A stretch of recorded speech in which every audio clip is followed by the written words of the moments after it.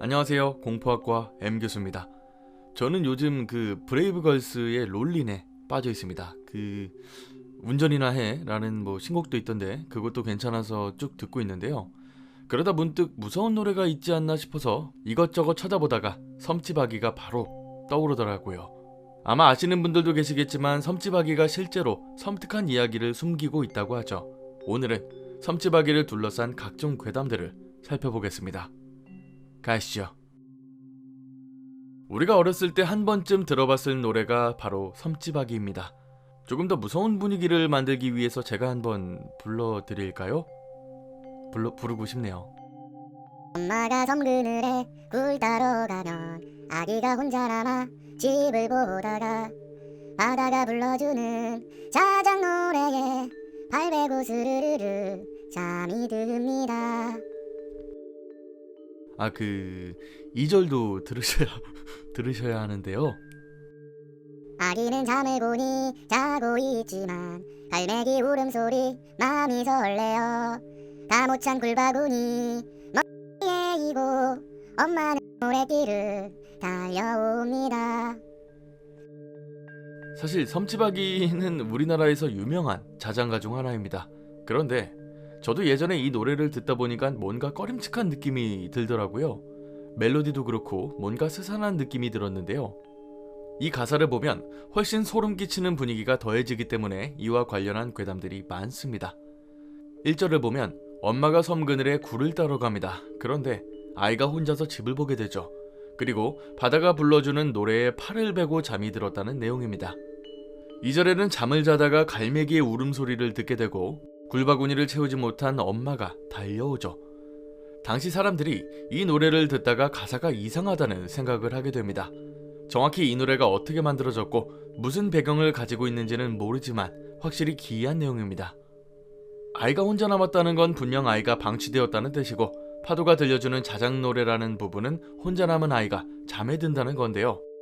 이는 아이가 굶었기 때문에 잠이 아니라 죽어갔던 것이고 죽는 걸 눈을 감는다고 표현한 거라고 하죠.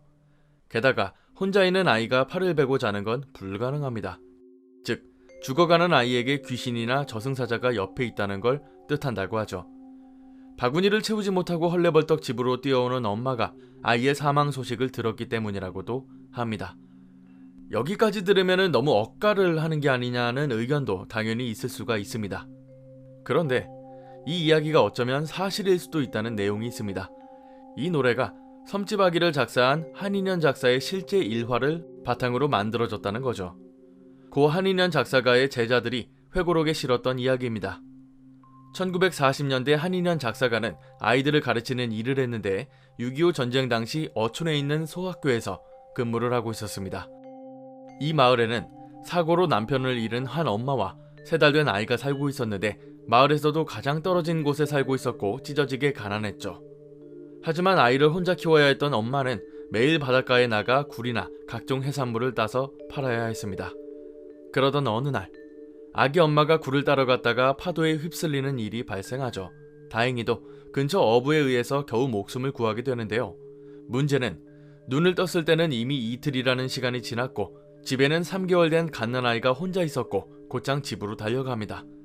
하지만 아이는 이미 죽어 있었고 이 때문에 미쳐버린 엄마가 울부짖다가 낫으로 자신의 목을 베어 생을 마감하게 됩니다.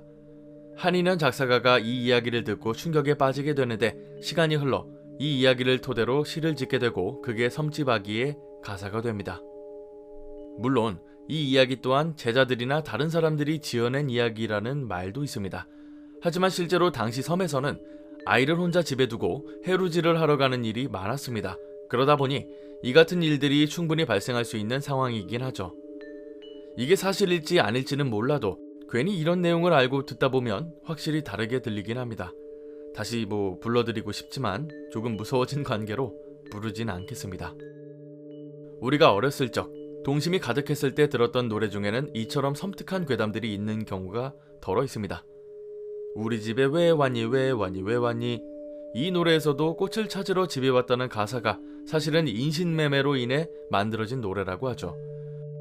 꽃은 딸을 상징하고 인신매매범들이 여자아이들을 데려다가 판다는 뜻이라고 합니다.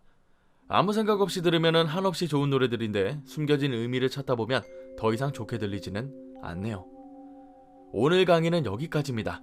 재밌게 봐주셨다면 공포학과에 입학 부탁드립니다. 공포학과 M교수였습니다.